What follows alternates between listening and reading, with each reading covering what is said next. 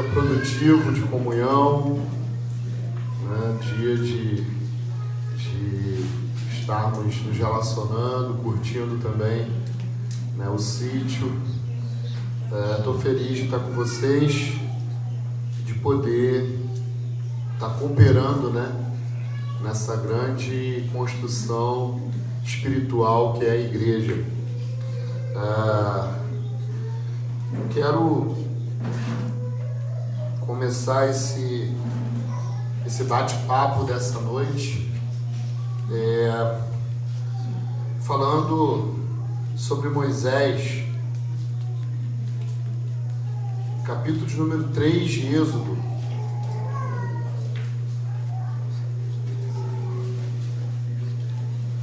Moisés foi um dos homens mais importantes da história bíblica.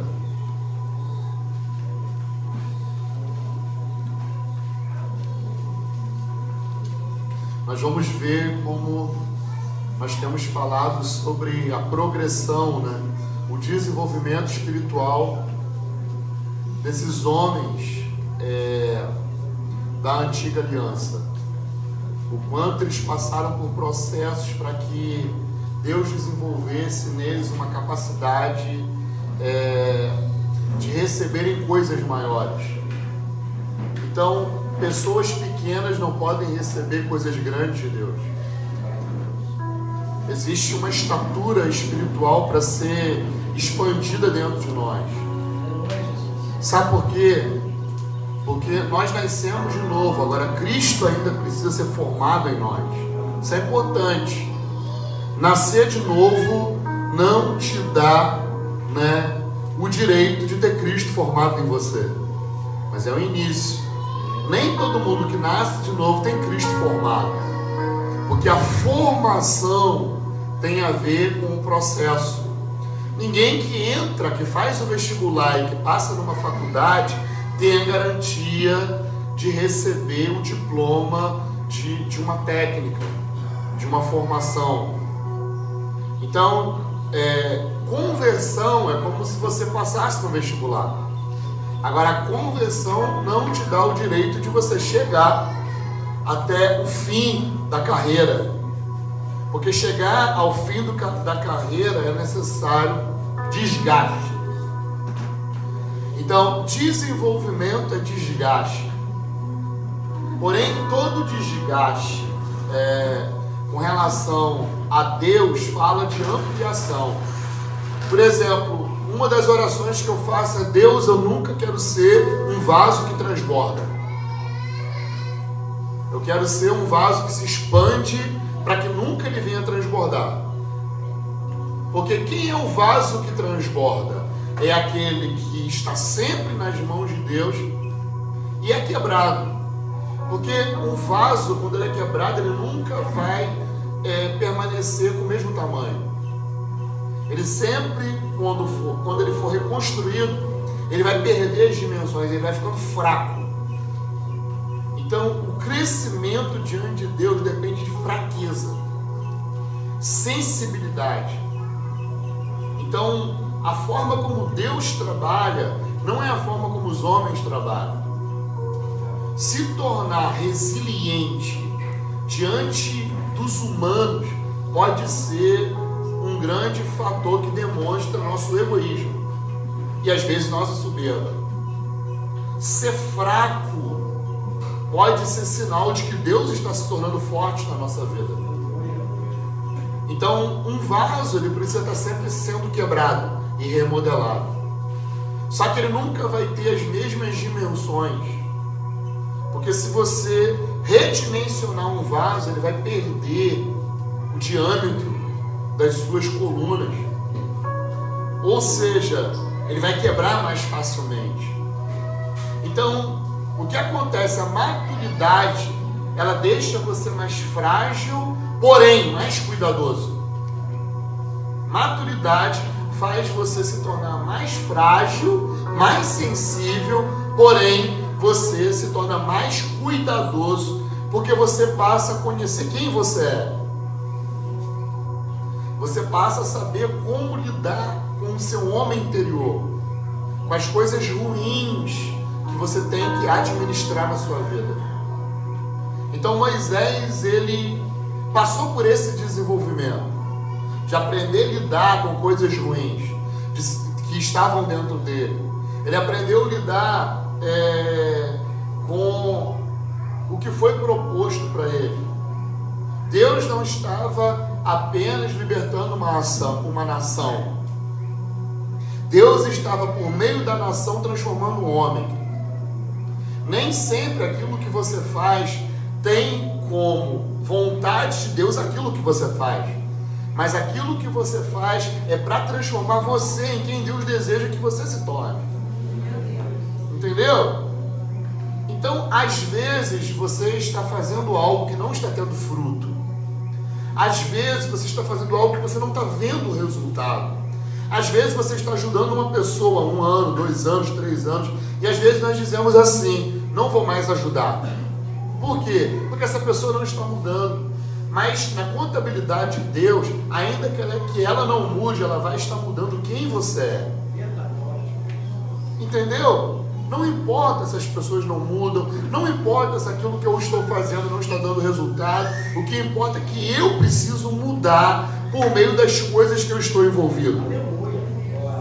Entendeu? Então o propósito não é o que você faz, o propósito é a sua essência. Eu costumo dizer uma coisa: a missão de Deus, por muito tempo, a igreja viu missão de Deus como algo operacional. Missão de Deus é a igreja fazendo alguma coisa. Não. A missão de Deus é Ele voltando a ser sobre todas as coisas. Porque tudo que Deus está fazendo tem a ver com uma revolução de essência. Porque os homens, a igreja faz muita coisa, porém pouco você se vê da essência do porquê ela faz muitas coisas. Em Atos 4, a Escritura vai dizer que a igreja ela tinha o mesmo coração e o mesmo propósito. E por causa disso, os apóstolos davam sinais, coisas aconteciam na igreja, as pessoas vendiam tudo que tinham. Por quê? O que isso fala? Isso fala que a igreja tinha uma mesma essência. Pessoas que têm a mesma essência vão para o mesmo lugar. Pessoas que têm a mesma essência vão cumprir o mesmo propósito. Porque nós não temos muitos propósitos. Existe um propósito só, irmão. E eu e você temos parte daquilo que nós precisamos para chegar no mesmo lugar. E isso tudo, dentro da perspectiva de Deus, são várias obras.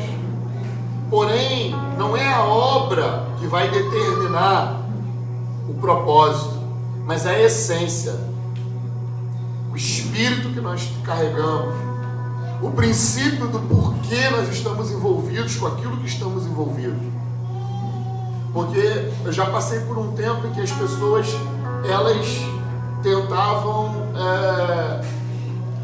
tentavam competir comigo.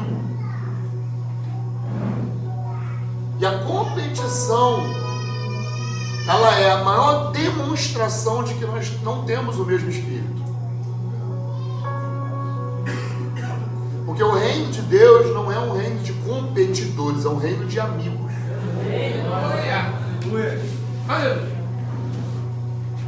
Então a competição fala do quanto eu não sei quem eu sou. Porque quando eu não sei quem eu sou, eu vou competir com as outras pessoas exatamente porque eu estou buscando ser melhor do que elas. Mas o reino de Deus fala de homens e mulheres que sabem quem são. Então, se você recebeu um talento, seja fiel ao talento que você recebeu. Não tem problema ser pequeno, irmão. Sabe, porque o julgamento de Deus não vem para quem é pequeno ou para quem é grande, vem para quem é fiel. Meu Deus. Precisamos ser fiéis àquilo que nós recebemos. Agora, muitos de nós, por olharmos aquilo que nós recebemos e tentarmos ter como referência pessoas que às vezes estão na mídia, pessoas que estão com grandes ministérios ou fazendo grandes coisas, nós acabamos olhando para aquilo que nós temos e não valorizando. E tentamos construir o nosso ministério em cima da perspectiva do outro, em cima daquilo que o outro recebeu. E por causa disso competimos. E aí, enquanto competimos, nunca vamos desenvolver aquilo que Deus nos deu para desenvolver. Porque se Deus deu 1, Mateus 25, é porque Ele espera que você multiplique esse 1 vire 2. Qual é o problema de a gente lidar com capacidades diferentes? Qual é o problema de eu olhar para alguém e ver assim, cara, esse cara é melhor para pregar hoje do que eu? Ah, mas eu estou na escala, eu tenho que pregar. Aí às vezes nós já temos uma palavra para pregar. Eu estou na escala, mas eu senti de Deus que hoje o louvor é você que vai fazer, irmão.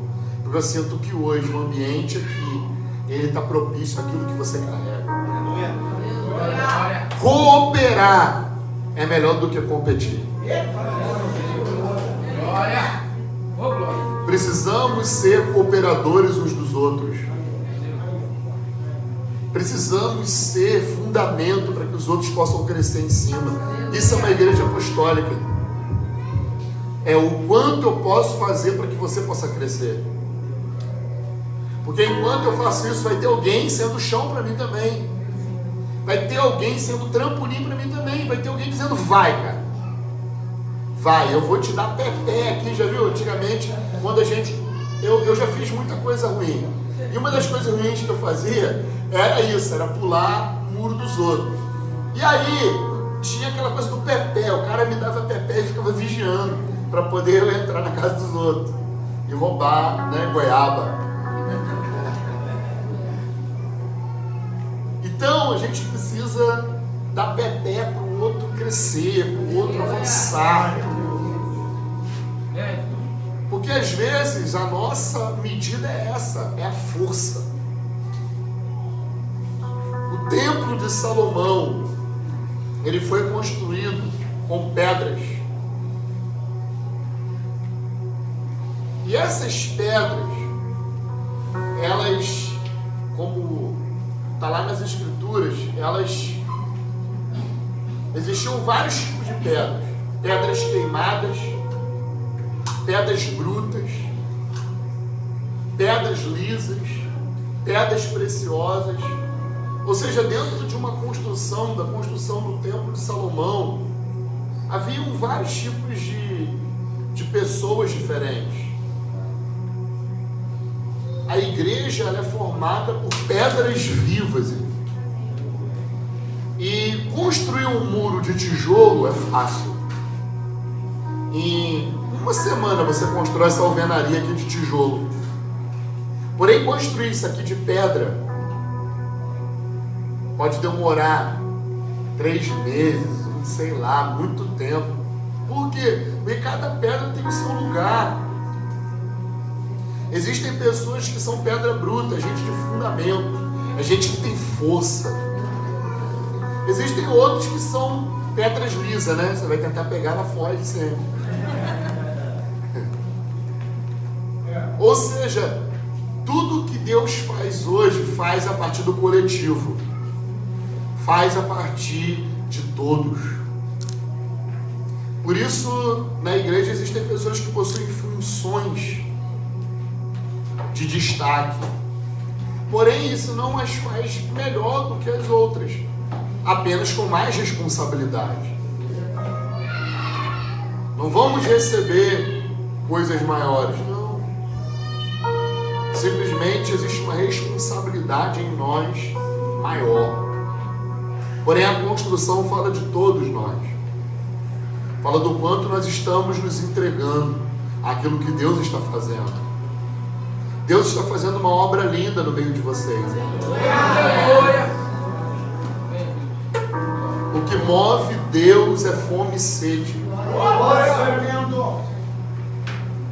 Uma coisa eu aprendi com o meu pastor, Luiz Hermínio, ele tem sido meu pastor de verdade. Nunca uma pregação do Luiz Hermínio me chamou a atenção, sinceramente. Mas a vida dele me chamou muita atenção. Talvez o Luiz seja o cara que mais o que ele fala é o que ele é. Talvez o que ele é ainda é maior do que ele fala. E uma coisa que ele sempre me ensinou, ele falou: Luciano, a presença de Deus está em todos os lugares. Agora, a manifestação da presença de Deus é onde tem fome e sede. Entendeu? Então, o que você sente não é a presença de Deus. O que você sente é o poder de Deus. Aquilo que nós desfrutamos é o poder de Deus. O poder de Deus, ele vem sobre aqueles que estão com fome e com sede. Sabe por quê? Porque a presença de Deus está em todos os lugares. Deus é onipresente. Esse é um atributo divino. Onipresença. Ou seja, Deus está em todos os lugares. Deus não se esconde da sua criação. Deus mora dentro desse cosmos. O pecado não tirou Deus do cosmos. Deus continua aqui. O pecado tirou a consciência de Adão da presença de Deus. Mas agora, quando deu a hora de Deus se encontrar com Adão, quem fugiu? Adão, porque Deus estava lá dizendo: onde estás? Então é a consciência de pecado que tira, que cega, que faz o homem não perceber mais que Deus está em todo mundo. O salmista diz: a criação proclama a glória de Deus. Meu irmão, se a gente fosse igual Davi, quando acordássemos e víssemos essa montanha, a gente iria olhar e dizer: uau, Deus é eterno. Quando você olhasse um rio, você dizia: uau, esse rio é tremendo. Olha Deus falando aí. Porque a criação anuncia a obra de Deus. Quando eu chego, eu já fui em cada lugar muito lindo. E todos os lugares que eu vou, que me levam para conhecer, que é difícil me levar num lugar mais bonito do que na minha cidade, assim. Muito difícil, mas existem lugares bonitos, né? E aí, quando eu chego lá e que eu vejo algo assim que é impossível ter sido obra do acaso, eu falo: glória a Deus.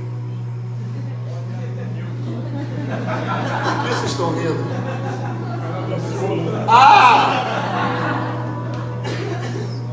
É o sotaque. Então, eu já vi cada coisa linda. E diante de tudo é impossível não dar glória a Deus. É impossível. Deus, ele fala por meio da sua criação. Aleluia. Agora você não quer dizer que Deus vai se manifestar por meio da criação, não. A criação não salva ninguém. Não é a revelação da redenção que vem por meio da criação. O que vem por meio da criação é a revelação da glória de Deus, do poder de Deus. Agora, a revelação da redenção vem por meio da palavra, que ativa sua fé.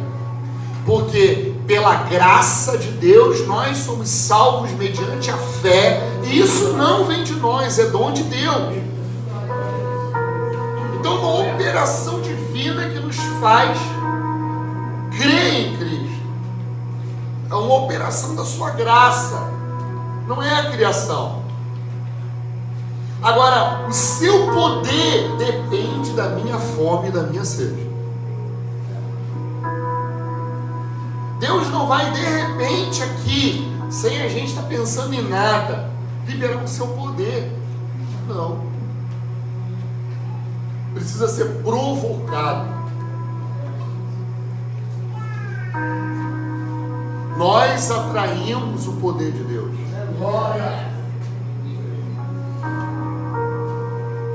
com a sua fome e com a sua sede, com o seu desejo de estar perto dele. Deus, a vontade de Deus sempre foi estar com o homem. É a vontade, ele não fugiu. Muita gente pensa assim, Adão pecou e Deus fugiu da terra e foi para uma solidão cósmica, chorar porque Adão pecou. Não. Adão é só uma sombra de algo que iria vir, que é maior, Cristo. Porque no início a gente fica assim, por que Deus, sendo onisciente, conhecendo todas as coisas, conhecendo o futuro, permitiu que Adão pecasse? Não é verdade? Pô, Deus já não sabia por que Deus permitiu? Entre outros fatores, existe um plano que é maior do que o início. Porque melhor é o fim das coisas do que o início delas. O primeiro Adão é como uma sombra, é como uma metáfora daquilo que iria acontecer na cruz. O primeiro Adão, ele foi criado para revelar uma glória superior, para revelar um plano muito maior. Mas a vontade de Deus sempre foi estar com o homem, assim como Deus andou com Adão, assim como Deus andou com Abraão, assim como Deus andou com Enoque, assim como Deus se revelou a tantos e tantos homens, assim como Jesus, Deus, andou com os discípulos, assim como o Espírito anda com a gente hoje. Um dia Deus vai andar na terra de novo, de uma forma física. Um dia ele vai andar na terra de uma forma física de novo. Então a vontade de Deus sempre foi fazer com que o homem olhasse para ele, porque Deus é uma comunidade. A Trindade é uma comunidade. Então uma das vontades de Deus é o relacionamento com a sua criação, porque em Deus está intrínseco o relacionamento entre as três pessoas da Trindade. Isso saiu dele, essa vontade de relacionar, essa vontade de estar junto, saiu dele. A Escritura vai dizer: não há um homem, um só, que busque a Deus. Por quê? Porque é Deus que está buscando o homem. É Deus, sabe, deixa eu te falar, o maior interessado em querer estar com você é Deus, não você mesmo. Pelo contrário, às vezes nós nos tornamos fugitivos de Deus. Porém, Deus está sempre lá, ó. Eis que estou à porta e bato, aquele que abrir, entrarei e cearei com ele e ele comigo. Já viu isso na igreja, deixar Jesus de fora? Aconteceu lá no ano 100. E João escreve sobre isso. Uma igreja que fechou a porta e Yeshua ficou de fora. Os discípulos a caminho de Emaús, o cara ressuscita, eles deixaram Cristo ressuscitado, eles foram para o lugar mais distante que eles podiam, para não ter que lidar com a frustração de que o seu mestre havia morrido na cruz, porque eles não sabiam lidar com fraqueza. Então os discípulos a caminho de Emaús, eles ficam frustrados, porque Jesus cumpriu o que ele disse que ia cumprir: eu vou para a cruz. Então ele passa 3 anos, eu vou para a cruz, eu vou para a cruz, eu vou para a cruz. Quando ele vai, o discípulo fica: meu Deus, ele foi para a cruz mesmo. Porque às vezes a gente não acredita, fica difícil acreditar em coisas que são um tanto quanto antiéticas, em coisas que são politicamente incorretas. Ir para a cruz, para aquela geração, era fazer algo politicamente incorreto.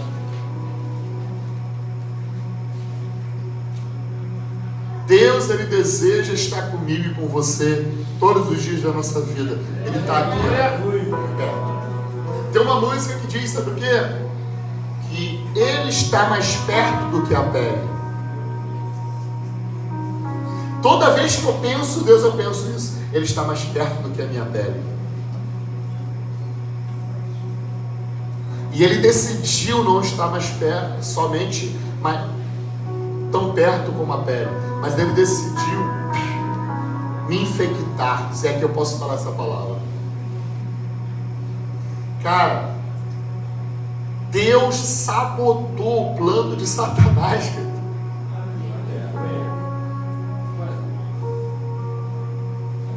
Ele fez a cruz uma sabotagem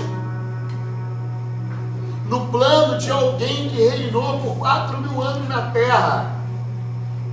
O diabo tomou o governo da terra em Adão e governou por 4.000 anos, mas na cruz Cristo sabotou o plano do diabo. O valente, que era mais valente, tomou e amarrou o valente dessa terra e tomou todos os seus bens, e agora ele está distribuindo para a igreja. Foi uma sabotagem. Por isso que era um mistério que estava oculto, ou seja, Satanás não sabia, não tinha ideia da rasteira que ele ia tomar na cruz, não tinha ideia. Os planos dele estão sabotados, por causa disso que você está aqui. Glória. Porque ele sempre desejou morar na terra, irmão. Ele sempre desejou estar conosco. Ele sempre desejou estar perto. Deus não é alguém que está fugindo de você. Deus é alguém que está vindo ao seu encontro. Tem um livro chamado Caçadores de Deus. Não existe um homem, um sequer, que busque a Ele. Deus está buscando homens que o queiram. Porque o Pai procura verdadeiros. São os adoradores que estão buscando a Deus, ou é o Pai que está buscando os adoradores? O que é adoração? Quando o Pai encontra o adorador.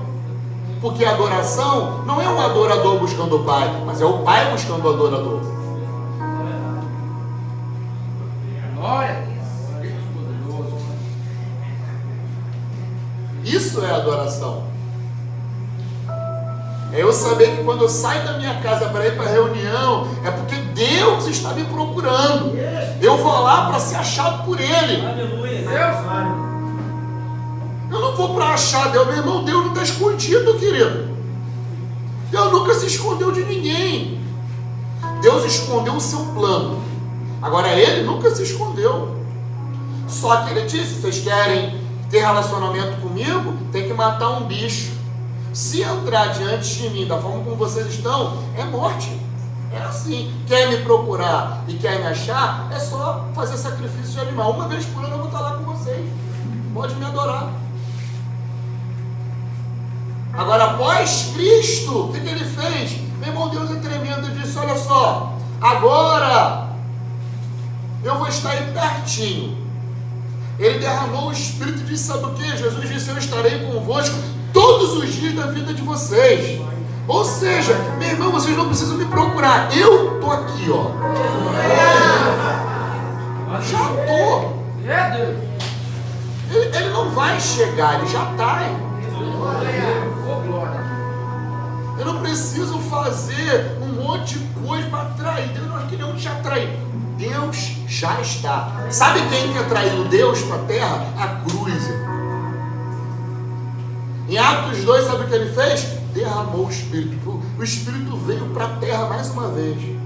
Só que agora o Espírito não veio visitar. Porque o Espírito vinha visitar e ia embora. Vinha visitar e ia embora. Na cruz, sabe o que aconteceu? O Espírito veio para morar na terra. Ele está aqui, está morando, não vai embora. Ah, mas Deus não habita com o pecado. É exatamente isso que Jesus foi fazer na cruz. Resolveu o problema do pecado para Deus poder habitar livremente no meio do seu povo. Não precisa mais de cabrito, não precisa mais de cordeiro, de ovelha, de sangue de bode, sangue de galinha preta, nada disso. Porque Cristo foi suficiente. Ele já está. Qual é o problema? Véu. Existem véus que atrapalham a nossa consciência, nos limitam nossa ótica. O que é revelação? É tirar véu. Meu papel nesses dias é tirar véus, para que você possa ver cada vez mais perto. Esse é o nosso papel, é tirar véu, para você ver mais perto. O primeiro efeito da cruz do Calvário é que o véu do santuário foi rasgado de cima a baixo. O maior efeito da cruz é que o véu se rasga. Por quê? 2 Coríntios 4:4. O diabo cegou a mente dos incrédulos para que não creiam no evangelho da glória de Deus. Porque o evangelho da glória de Deus se reflete no rosto dos filhos de Deus. O que é cegueira? Usar véu. Usar véu é cegueira.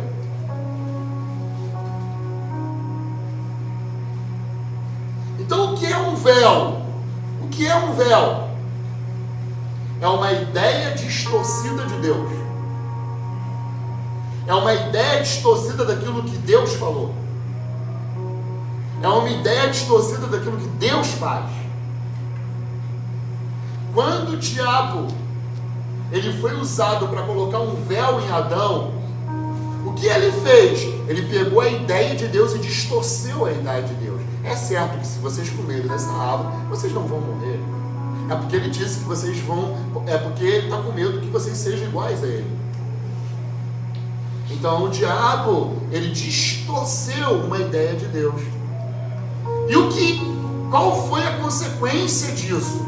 Os olhos de Adão foram abertos. Amém? Amém. Só que Adão abriu os olhos do seu homem interior e fechou os olhos de Deus que estava nele. Então, Adão abriu os olhos para ver aquilo que Deus não queria que ele visse. E ele recebeu uma cegueira naquilo que era para realmente ele ver. Então, ele começa a ver, não mais a partir de Deus, mas ele começa a ver a partir dele mesmo. Então, a humanidade é assim. A humanidade vê a partir dela mesma. E aí ela dá opiniões das coisas a partir dela mesma. Entendeu? Então o homem cria Deus a partir dele mesmo, interpreta a Bíblia a partir dele mesmo, cria religião a partir dele mesmo, faz tudo a partir dele. Isso é a consequência do pecado de Adão. Nós fazemos coisas a partir de nós mesmos, porque os nossos olhos foram abertos. E os olhos do homem estando abertos, isso é cegueira. Por quê? Porque nós não andamos por aquilo que nós vemos, andamos pela fé. Quando Deus disse haja luz e houve luz, é a mesma coisa que haja vida. Porque luz é vida. Então, quando Deus diz haja luz, iniciou a vida no cosmos. Porque luz é vida. Cegueira é morte. Porque Deus não falou que Adão iria morrer, mas ele morreu. Ele morreu, irmão? Logo que Deus que pecou? Não. Mas qual era a morte de Adão? A cegueira. Porque a luz de Deus saiu dele. Então, a luz, como Deus disse, a palavra, ela cria luz. Luz é entendimento. Luz é entendimento.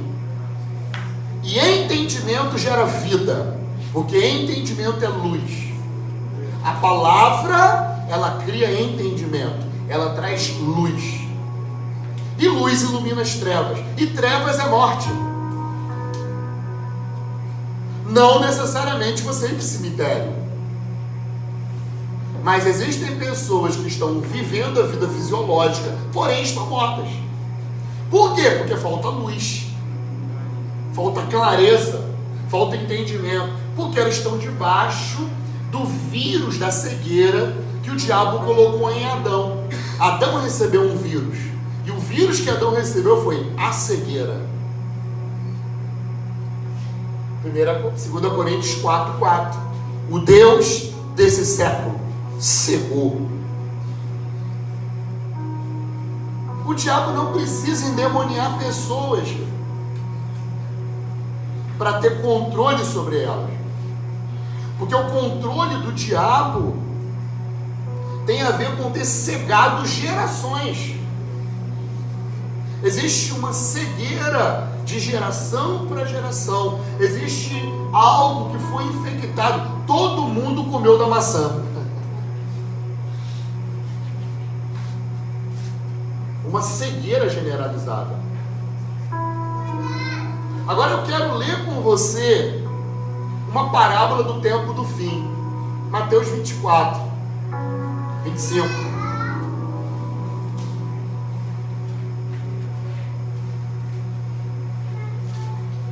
Só para ser uma introdução.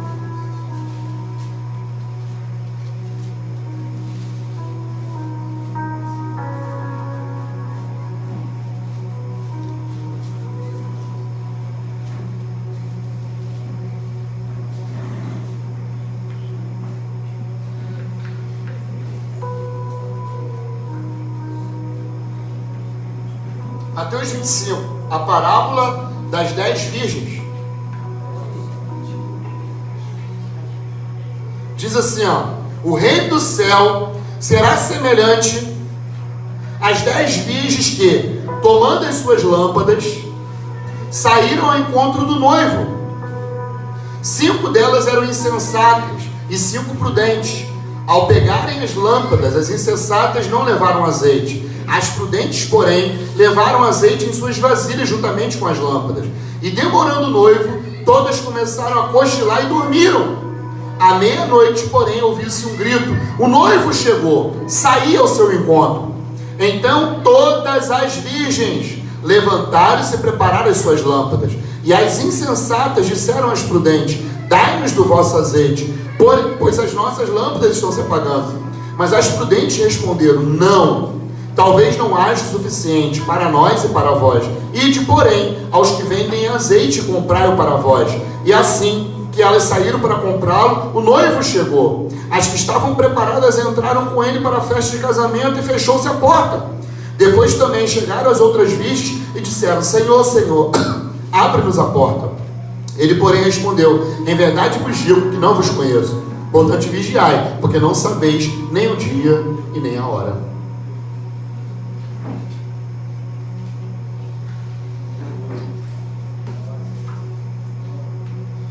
Quantos já ouviram falar sobre essa parábola? É uma das parábolas que compõe a parábola do tempo dos fins, ou a parábola, o sermão do tempo do fim. Mateus 24 e 25. É o sermão profético de Jesus. E Jesus, ele cita essa parábola aqui. E eu demorei muitos anos da minha vida para entender completamente ela. A primeira coisa que eu não entendia é assim: todo mundo dizia que as virgens eram a noiva de Jesus.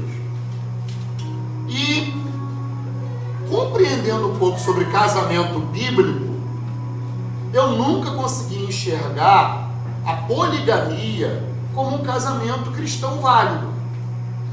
Logo, eu sempre tive dificuldade de compreender Jesus casando com 10 mulheres.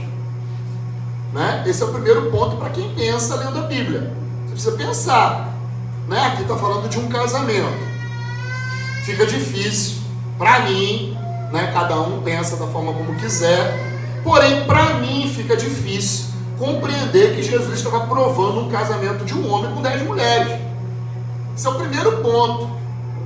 Então eu sempre fiquei tentando compreender essa parábola e ficava difícil. As pessoas diziam, não, aqui é isso, aqui é aquilo, mas nunca eu compreendi, até que num dia eu estava assistindo aleatoriamente filmes e de repente um filme me chamou a atenção. Um filme de um casamento no Oriente Médio. E aí quando esse filme passou, uau, aquele filme me deu a revelação dessa parábola. Porque eu vi tudo isso praticamente que aconteceu aqui naquele filme. Um filme aconteceu um casamento no Oriente Médio. Essas virgens, querido, não são a noiva de Jesus. Não. Jesus não ia casar com essas virgens aqui, porque Jesus definitivamente não é poligâmico. Amém? Ele tem uma noiva só. Ok? Agora não quer dizer que essas virgens elas não estejam passando para nós o ensino com relação à igreja. Elas estão passando o ensino. Porém, Jesus não vai se casar com essas virgens. Eu vou te explicar o que acontece aqui. Quem eram as virgens? Quem aqui sabe? Quem aqui já casou? Ok. Quando você casou, você tinha uma menina que se chamava, sabe o quê? Dama de honra. No Oriente Médio, a dama de honra são mulheres que são amigas da noiva. Então as virgens aqui, elas são 10 amigas da noiva. E elas são as damas de honra. Mas a gente não entende porque é uma outra cultura. Então lá, ao invés de usarem uma dama de honra como nós usamos, lá usam 10 damas de honra. Entende? Então essas virgens não são a noiva.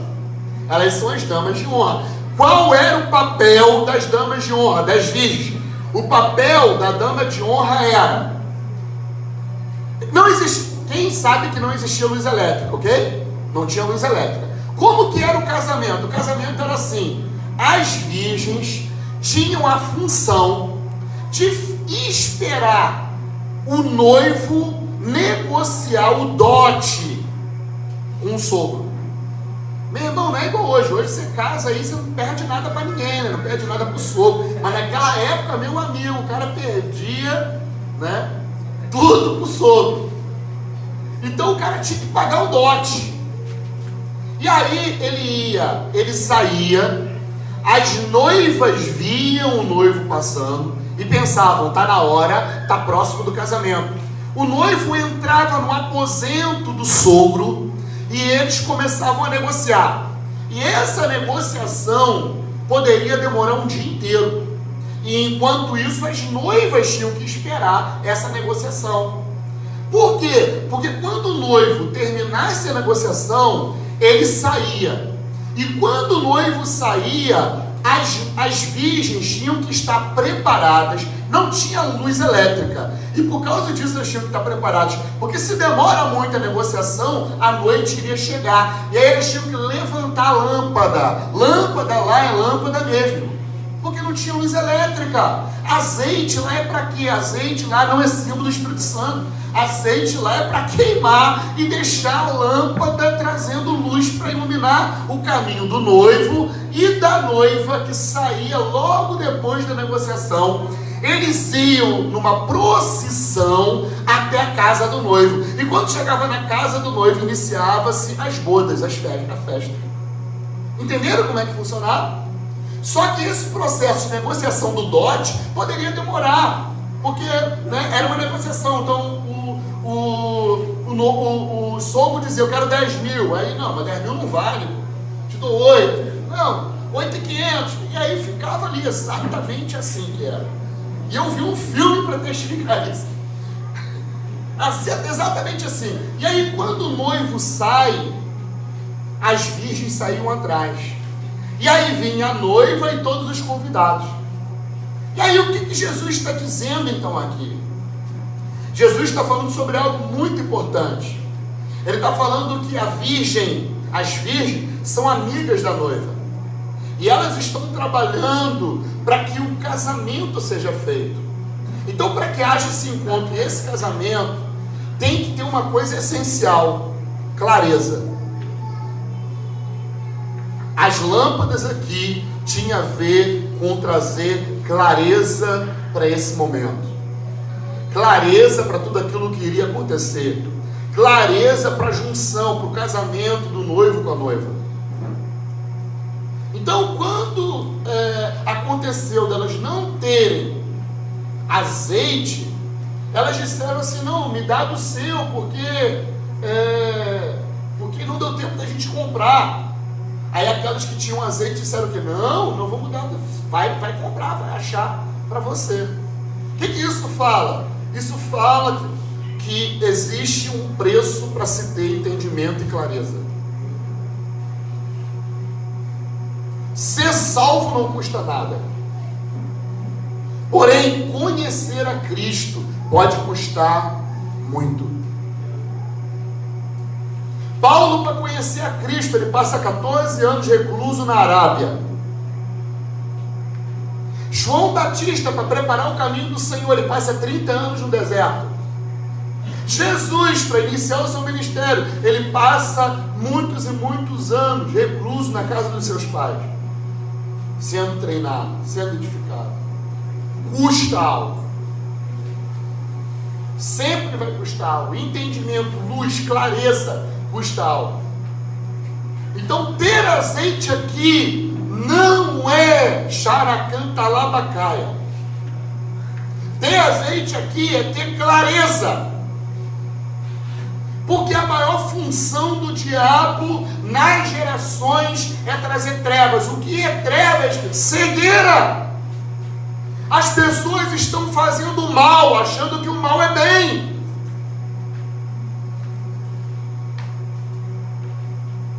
O mundo está distorcido, está de cabeça para baixo.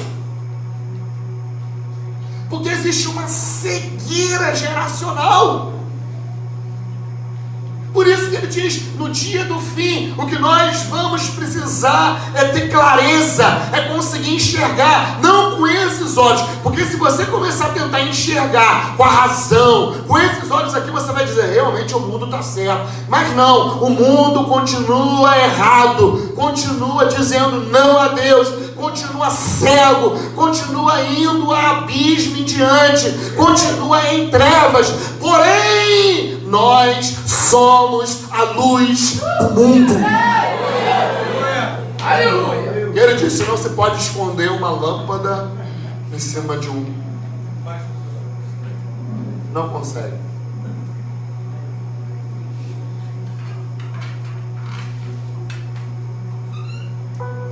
Pegaram?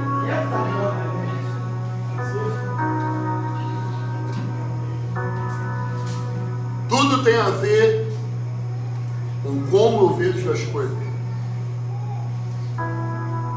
Como nós estamos vendo. Ver vale todo o dinheiro do mundo. Nenhum dinheiro do mundo consegue comprar entendimento. Você nunca pode comprar entendimento.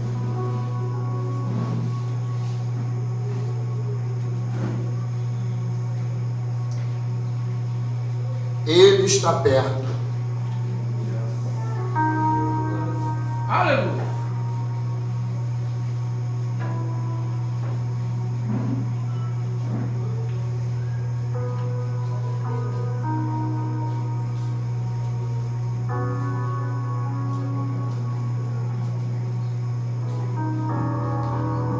Jó, capítulo número 42.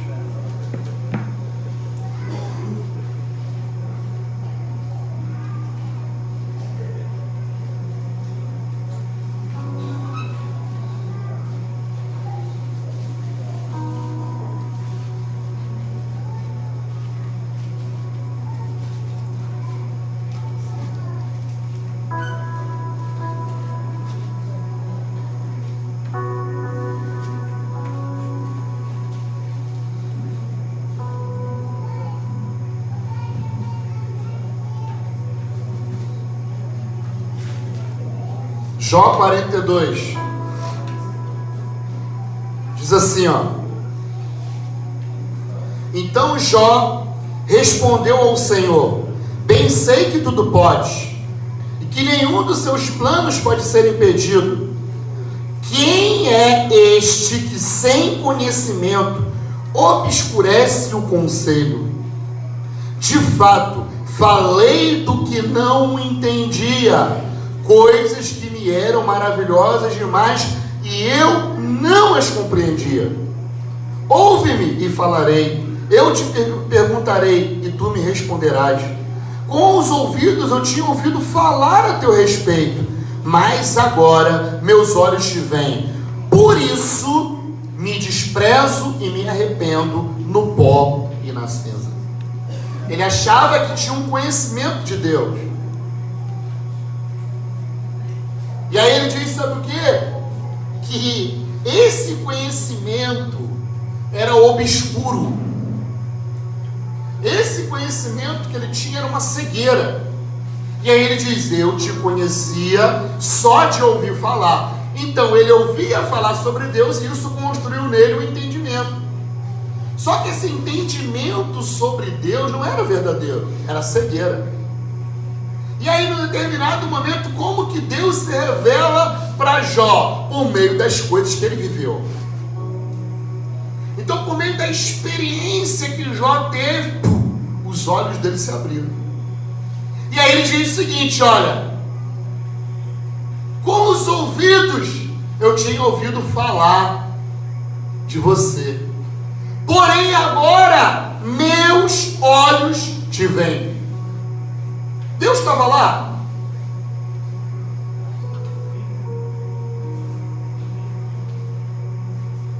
Deus estava lá, irmão? Mas por que ele disse, os meus olhos te veem? Sabe por quê? Porque ele deixou de ser cego. Ele começou a ver, não mais a partir dos olhos de Adão, mas ele começou a ver a partir dos olhos do Espírito. Antes eu só te vi intelectualmente, conforme as pessoas diziam que você era. Porém os processos me fizeram a ver pelo Espírito, porque os processos me cegaram para as coisas que eu estava envolvido. Porque Paulo ficou cego para poder ver. Às vezes Deus nos deixa cego para poder ver.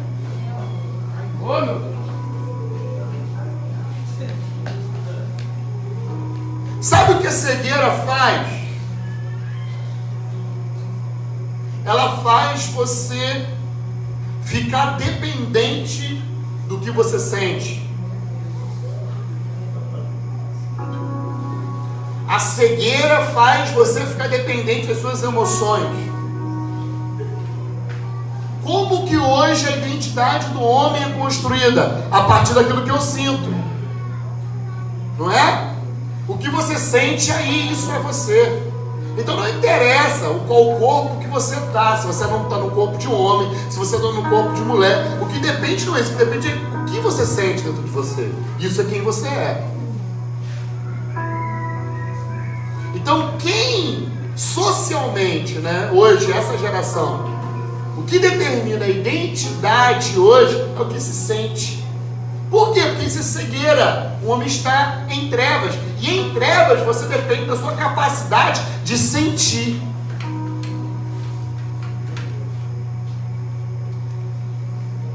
Porém, quando Paulo ficou cego, a visão espiritual dele abriu.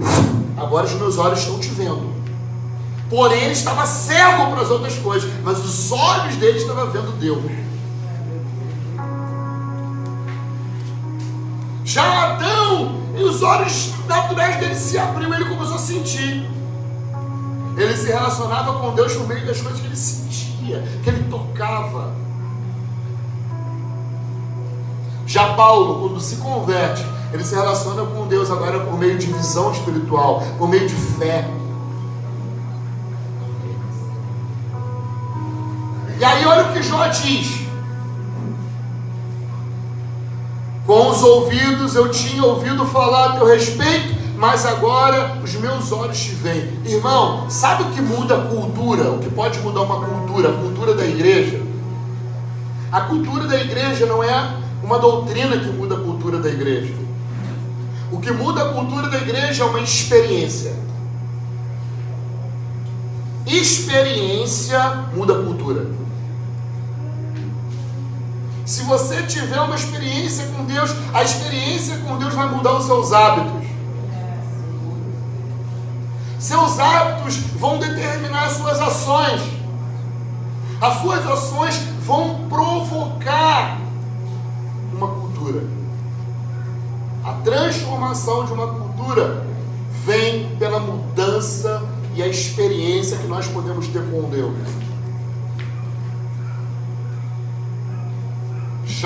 Jó, ele é afetado pela experiência. A experiência muda. E aí sabe o que ele diz? Sabe o que ele diz? A experiência com Deus fez ele agora dizer, sabe o que? Eu me arrependo. Então, pensa comigo.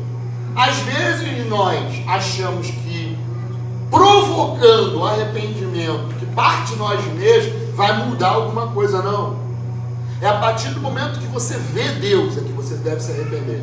A partir do momento que você tem experiência com Deus, isso precisa provocar arrependimento dentro de você. Sabe como que você pode medir alguém que não se arrepende? Não é se ela vem na frente toda hora chorando. É o quanto de experiência ela tem com Deus. Porque a experiência genuína, ela sempre vai provocar arrependimento. Quando nós podemos entender que a diferença entre arrependimento e remorso é que remorso tem a ver com a minha consciência, arrependimento tem a ver com a minha experiência. Porque existe dentro de nós uma lei moral que sempre vai te acusar se você fizer besteira. A lei moral que você foi criado com ela. Todo homem foi criado com lei moral. Todo homem sente remorso. Porém, só aqueles que têm experiência com Deus é que têm arrependimento.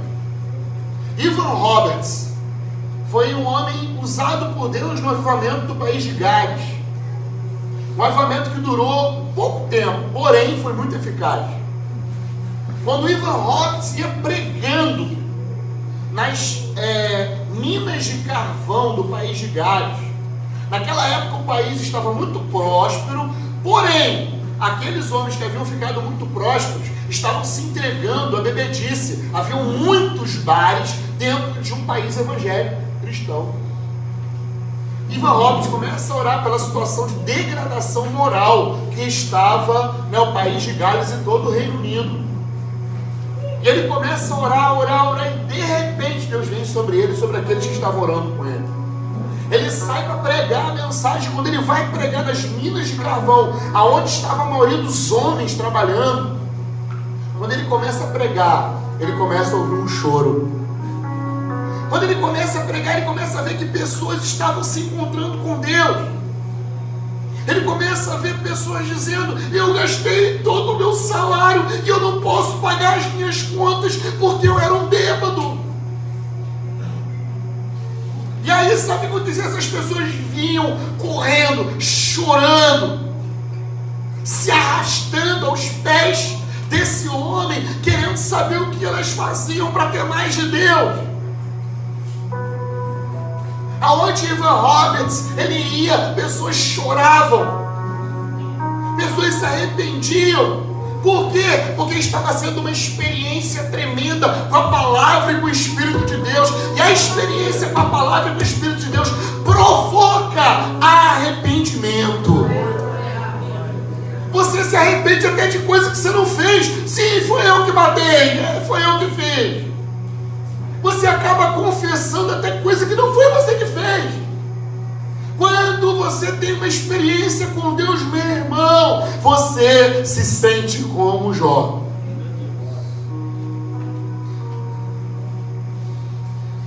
Me arrependo no pó e na cinza. Não é ir para o pó e para a cinza que vai determinar o seu arrependimento, mas o seu arrependimento te coloca uma posição de saber que você não é nada e que Deus é tudo. Aleluia. Por isso precisamos de luz, porque luz é vida. Haja luz, haja vida. E para fechar essa parte, eu quero falar para você sobre um homem.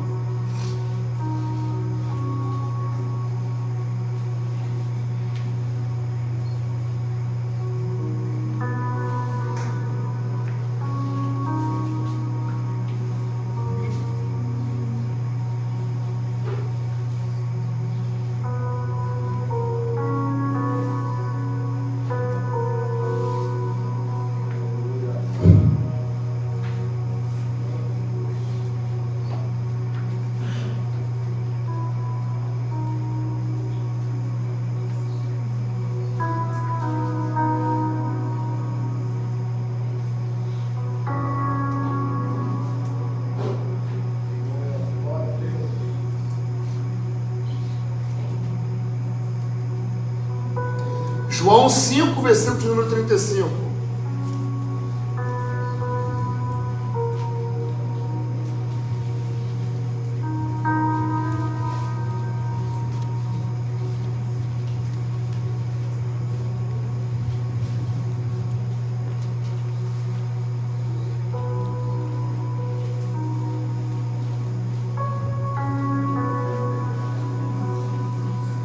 Ele era a lâmpada que ardia e iluminava, e quisestes alegrar-vos um pouco de tempo com a sua luz. Jesus está dando testemunho de um homem chamado João, aquele que batizava. E Jesus diz, sabe o que? De João é o testemunho que Jesus dá. Ele era a lâmpada que queima e que traz luz. Um dos nossos encargos é sermos como uma lâmpada que queima e que ilumina. Todos aqueles que queimam precisam trazer luz, porque uma das características do fogo naquela época era iluminar o caminho. Precisamos ser aqueles que queimam e que trazem entendimento. Quando ele diz que nós somos a luz desse mundo, ele não está falando de você ser um homem, um crente legalista e moralista. Não é isso. Tem muita gente que não é crente que tem a moral melhor do que a nossa. Não está falando de moral, não. Apesar de que ter uma boa moral é um dos aspectos de sermos parecidos com Cristo. Porém, quando diz que nós somos a luz desse mundo, está dizendo, sabe o quê? Que nós precisamos trazer a revelação de quem Cristo é e falar sobre essa revelação para a humanidade. Vós sois a luz. Vós sois aqueles que possuem entendimento e que precisam tornar claro para o mundo o meu plano. Amém? Amém. Ele era a luz, ele era a lâmpada que ardia e que iluminava. Aí ele diz, vocês queriam estar perto dele. Como ser popular? Arder e iluminar. Deixa eu te falar uma coisa. Em nenhum lugar Jesus diz que é proibido querer ser grande. Em nenhum lugar. Só que ele disse, vocês querem ser grande? Quer ser o maior? Então o maior é o que serve mais. Ele nunca disse que era proibido querer ser grande. Só que vocês querem ser grande? Então o maior é aquele que mais serve. Ei, meu Deus. Ei, Deus.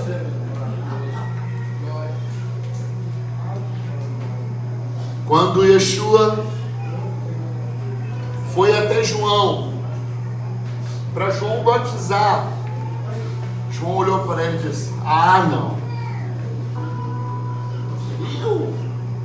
eu não sou digno de desamarrar suas sandálias. Eu sou um mísero humano. Eu vos batizo com água. Faz parte um ritual nosso aqui, da nossa congregação. Porém, aquele que está vendo, esse é maior do que eu. Deus. Olha a humildade. Aquele que está vindo é maior do que eu. E esse que está vindo não vai batizar ninguém mais com água. Esse que está vindo vai batizar a gente no Espírito, irmão. Vai pegar o Espírito e vai fazer as pessoas tomarem um banho dentro do Espírito. Aleluia. Esse que está vindo é maior do que eu. Vai fazer pessoas serem batizadas no Espírito, mas ele também vai pegar a gente, vai passar no fogo.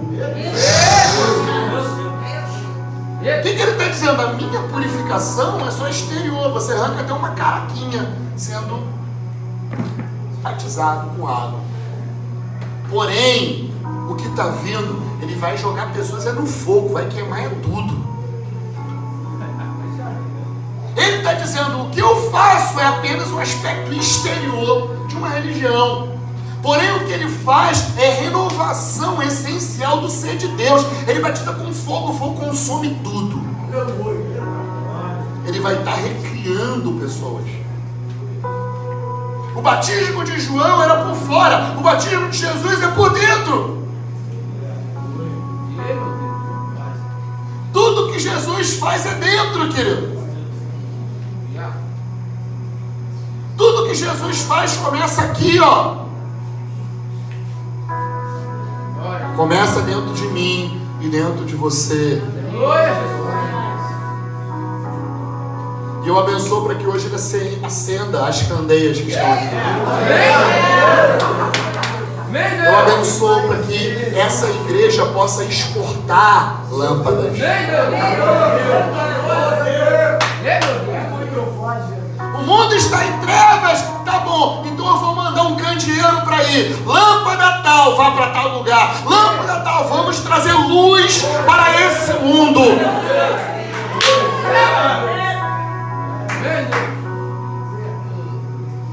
E aí você vai poder ir em qualquer lugar. Ainda que você não tenha isso aqui, você tem isso aqui, ó. A luz está dentro de você. A verdade está dentro de você. A vida de Deus está dentro de você. O entendimento está dentro de você. O Espírito está dentro de você. A eternidade está dentro de você. Vós sois a luz desse mundo.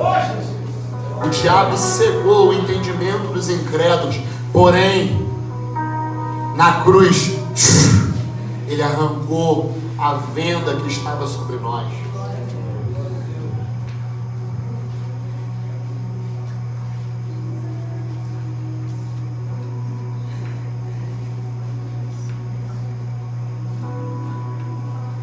Glória a Deus.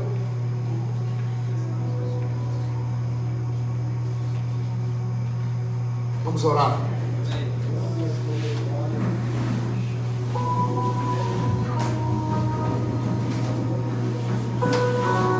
Para a gente continuar daqui a pouco.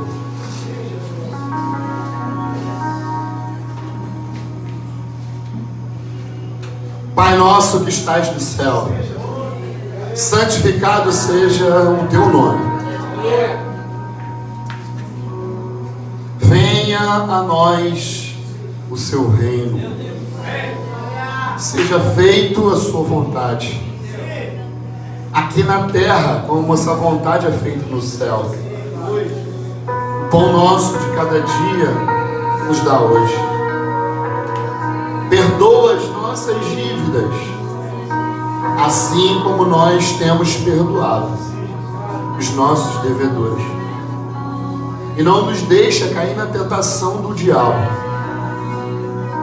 mas livra-nos do mal, porque teu é o reino. Tua é a glória,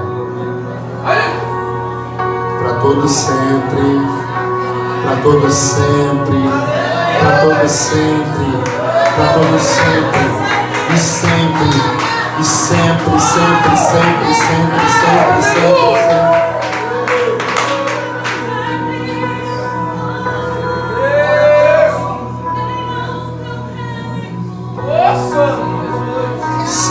sempre, sempre, sempre. Oh, sempre, sempre, sempre.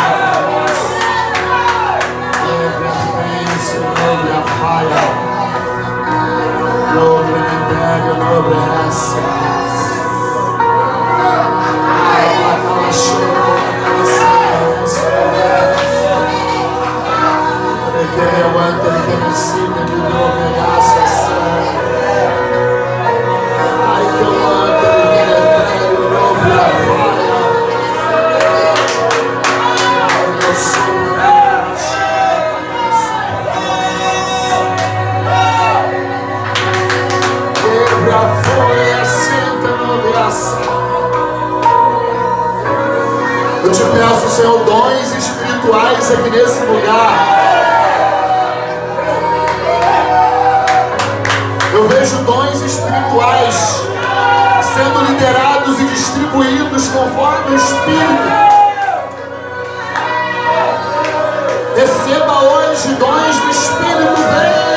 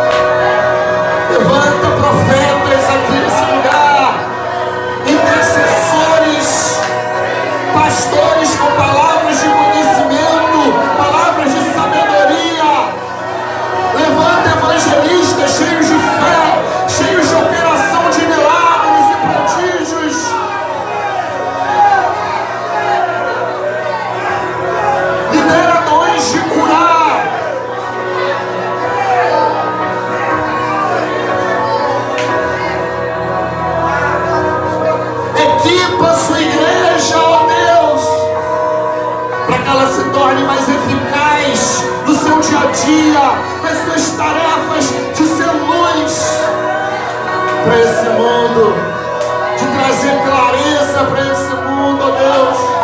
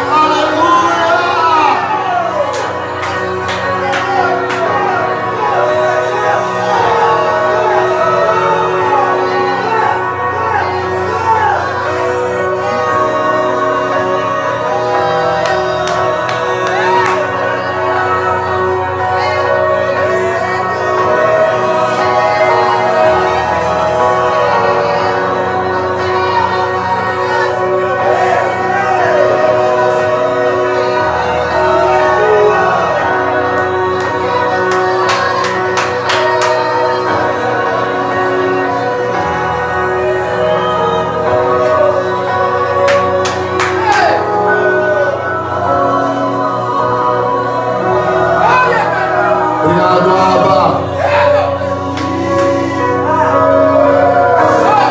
Seu nome é Adonai, Senhor de tudo e de todos.